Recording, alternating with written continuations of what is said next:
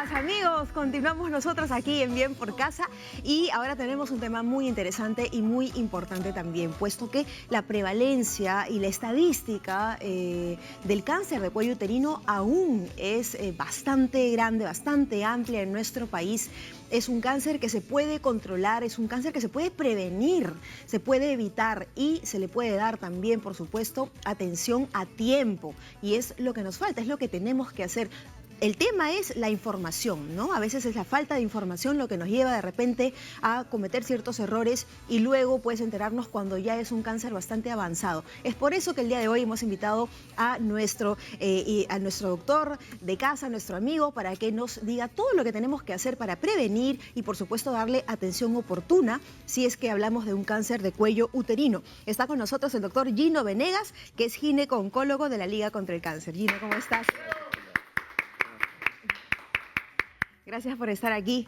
Cuando hablamos de cáncer de cuello uterino, evidentemente ya hablamos de algo que ha venido desarrollándose paulatinamente, ¿no? Y que se ha tomado una ventana de aproximadamente ¿cuánto tiempo? 10 a 15 años. 10 a 15 años. Sí, la historia en realidad, para nosotros cáncer de cuello uterino es un real problema de salud pública. O sea, mucha gente sufre de esta enfermedad, muere por esta enfermedad.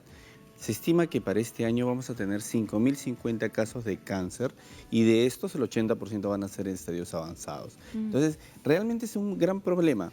Ahora, para que una mujer tenga cáncer de cuello uterino, no aparece de la noche a la mañana, como tú lo mencionabas, Cecilia.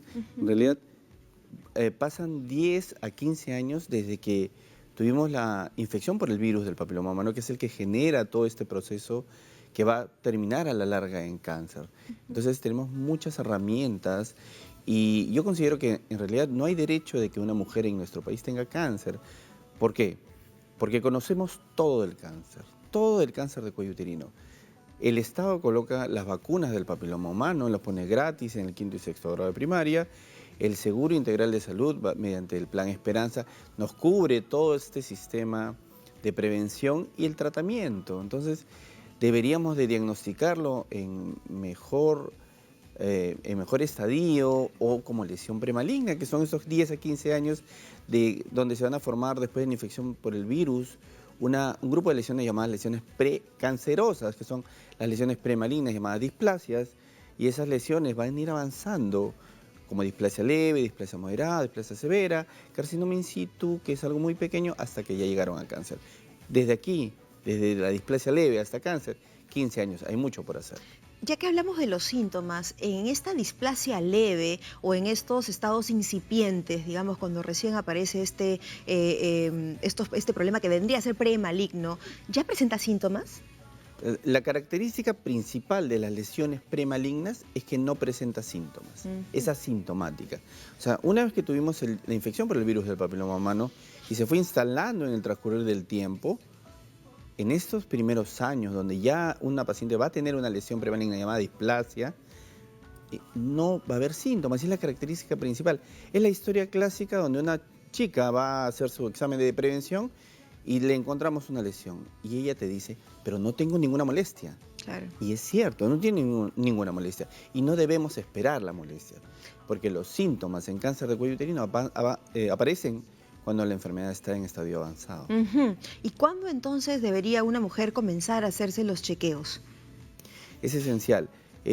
Deberíamos empezar a partir de los 21 años. Y aquí sí ha cambiado un poco el escenario. Antes hablábamos de solamente hazte un Papa Nicolau y era la única herramienta que teníamos para poder luchar contra el cáncer de cuello uterino. Ahora tenemos muchas herramientas. Iniciamos el examen de prevención a partir de los 21 años. A partir de los 30, con el Papa Nicolau de rutina. A partir de los 30 años debemos hacer una prueba viral.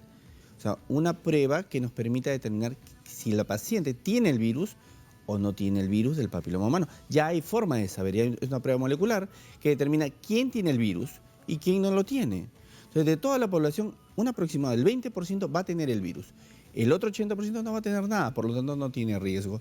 Y nosotros, los especialistas, nos quedamos solamente con este 20% para acudir. ¿Y cuándo debemos empezar? En las niñas, con la vacunación. O sea, esto es, digamos, a manera de prevención. De prevención. Lo que pasa es que la prevención se va a dividir en varias partes, ¿no? Prevención primaria es cuando nos adelantamos a los síntomas, al factor de riesgo. Ese factor de riesgo va a ser la infección por el virus del papiloma humano, que lo contraemos al momento de nuestra primera relación sexual o nuestras primeras relaciones sexuales. O sea, ¿cómo se contagia el virus? Con las relaciones sexuales, en todas sus modalidades, ¿sí? Entonces, la idea es hacer prevención primaria, atacar antes de que tengamos este factor de riesgo. Esto, disculpa que me detenga aquí, ¿y esto es independiente de la edad? Porque en un momento, claro, estamos hablando de que a partir de los 21 años es ideal practicarse el Papá Nicolau de manera rutinaria, Hasta ¿no? los 30, que empieza la prueba viral. Ajá. Pero independientemente si la mujer ya comenzó a tener relaciones sexuales, porque recordemos que en nuestro país, ¿no? Aproximadamente, digamos, el embarazo adolescente incluso, ¿no? Es un punto muy álgido, por lo tanto, muchas adolescentes tienen relaciones sexuales. Tu pregunta es muy importante. Lo que pasa es que ya se ha estudiado muchísimo acerca de este tema, cuándo empezar los exámenes de prevención y cuándo terminarlos. Sí es cierto que hay personas que inician a muy temprana edad o que fueron tocadas durante niñas, y también es un factor de riesgo muy importante. Pero este virus que va a generar la lesión premaligna y el cáncer necesita tiempo para poder actuar. Entonces, en los primeros años no va a pasar nada. Por eso la indicación del inicio, a los 21 años, en algunos países se está sugiriendo 25. ¿Sí? Entonces, el inicio de los 21 años con citología convencional, que es el Papá Nicolau, y llegar a los 30 años para empezar con la prueba viral es más que suficiente. Y a todo esto, este inicio prematuro de las relaciones sexuales, ¿de alguna forma puede favorecer la aparición del virus del papiloma humano? Aquí estamos hablando de los factores de riesgo, ¿no? Los factores de riesgo, el principal factor de riesgo es tener la infección por el virus del papiloma humano. Y todos los otros factores van a ser aquellas variables que nos permitan prolongar o facilitar al virus a que permanezca en el cuerpo. Y el comentario es muy bueno. ¿Por qué? Porque un adulto tiene la piel más gruesa que una niña. Entonces, el virus, al momento de las relaciones sexuales, va a ingresar fácilmente por la superficie del cuello del útero y va a permanecer y se va a alojar. Entonces, la posibilidad de que una persona que inicia a menor edad o edad temprana tenga la infección es bastante alta. Pero lo bueno de este virus es que no toda persona que tiene el virus va a generar enfermedad. O sea, prácticamente... Puede convivir con el virus, pero no necesariamente desarrollar la enfermedad. Así es. Prácticamente todas las personas que somos sexualmente activas vamos a tener en nuestras primeras relaciones sexuales contacto con el virus del papiloma humano. Prácticamente todos. O sea, si nosotros hemos tenido actividad sexual, hemos tenido el virus del papiloma humano. Y no nos debe asustar. A tal punto que se considera que las menores de 30 años son portadoras en ese momento del virus del papiloma humano. Por eso no se le hace la prueba viral. Independientemente si ambas personas, digamos en este caso si hablamos varón, mujer o en general, ¿no? Pareja, son, digamos, vírgenes. No, esa es la excepción a la regla. Ya. Sí, la excepción a la regla es que de pronto una persona haya tenido O sea, con tu primero te salvaste. Si los dos fueron vírgenes. Si los dos fueron... Sí, pero si ya estuviste con alguien que tuvo una...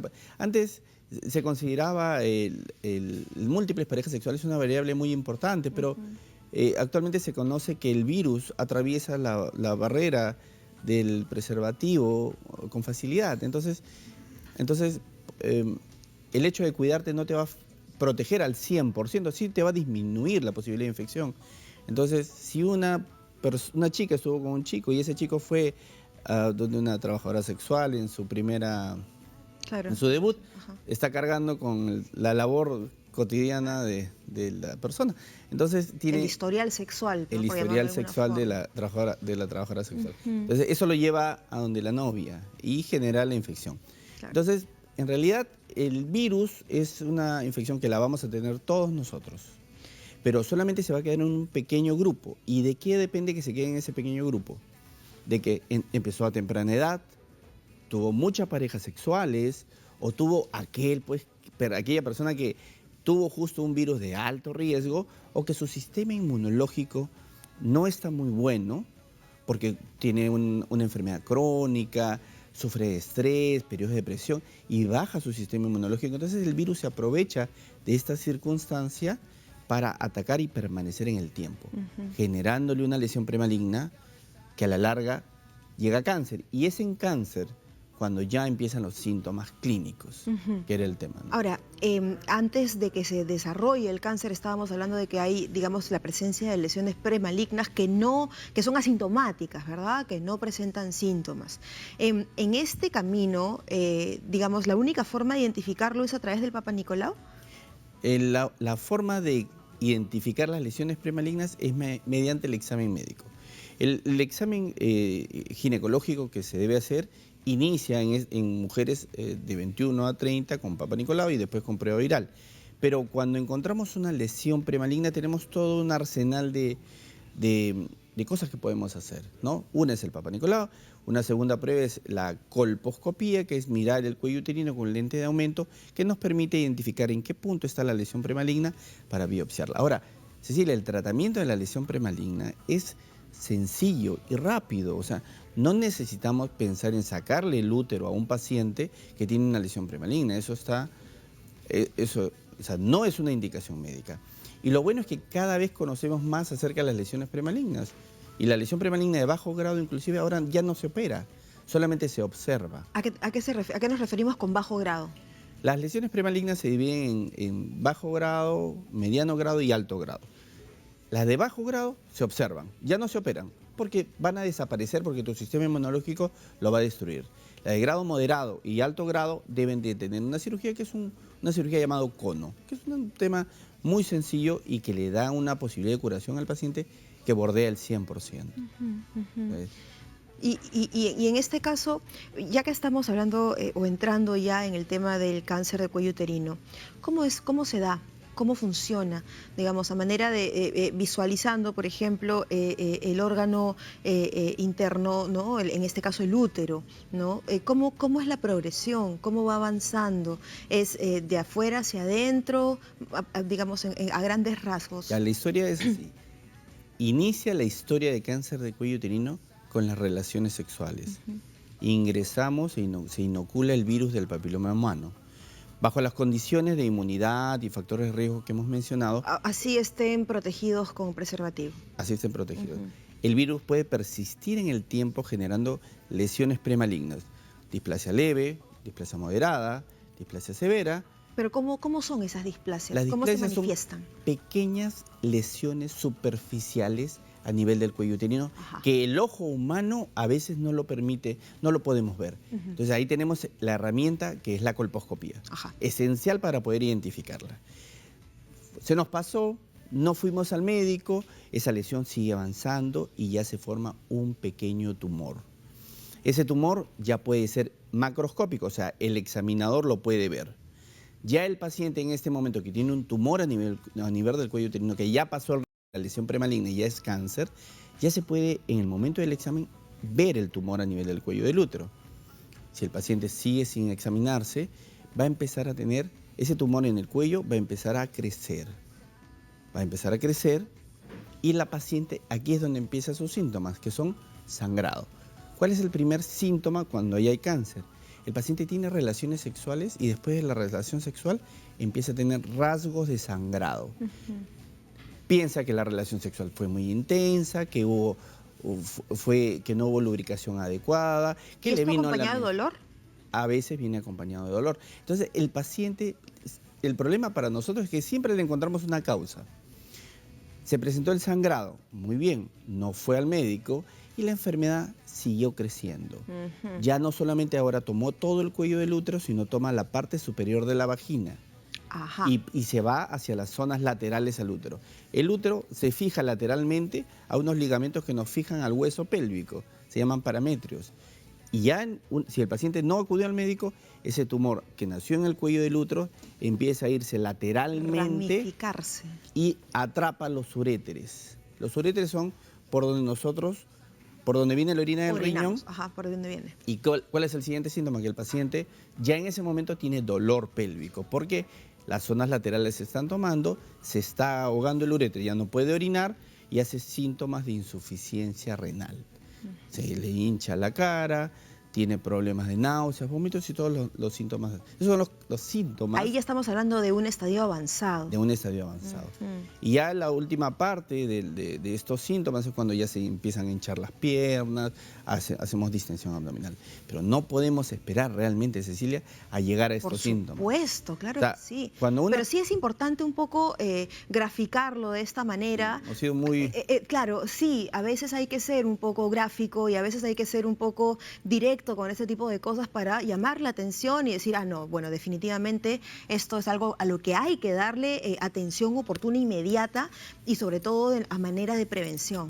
Sí, mira, y la verdad que cuando se habla de prevención tenemos muchas herramientas. Tenemos las pruebas, la colposcopía, la biopsia, los tratamientos cada vez son mejores, cada vez...